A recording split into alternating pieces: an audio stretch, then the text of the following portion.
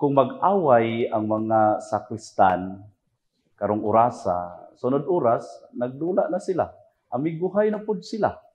Pero kung mag-away ang mga apostolada, mga pari, mga madre, o uban pang mga religious organization, karong adlaw, mag-uliay na sila sa sunod tuig pa.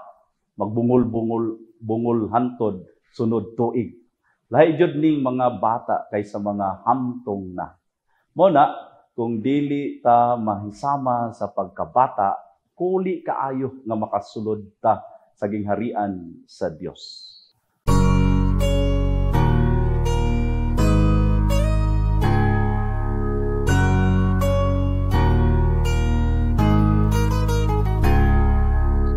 Mayong adlaw sa tanan. Ako si Padre Eleno Matas, kasamtangang Spiritual Director sa Seminaryo de San Jose sa Palawan.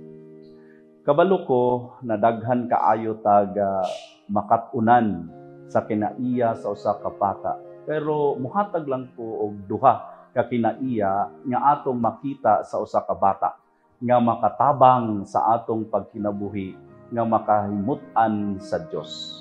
Una, ang bata adunay pagsalig. Salig kayo siya sa iyang ginikanan nga dili siya pasagdan. Bisan unsay mahitabo, bisan makagubot pa, naabitaw si Papa, naabitaw si Mama. Inana pod unta ta sa atong langitnong Amahan.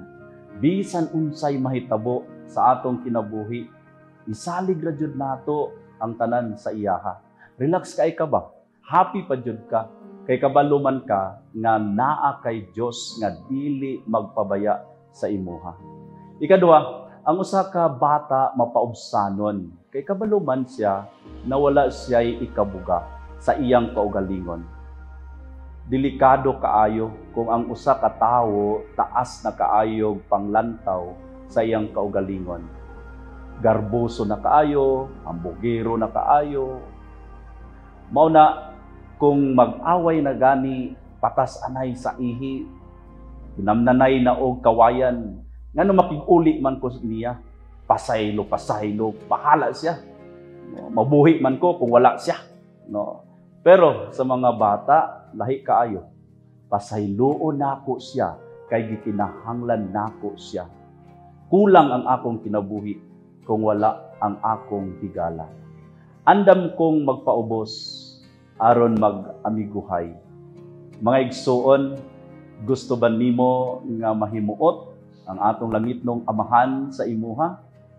Magmasaligon kita sa iyaha ug mapahiubsanon sa kanunay.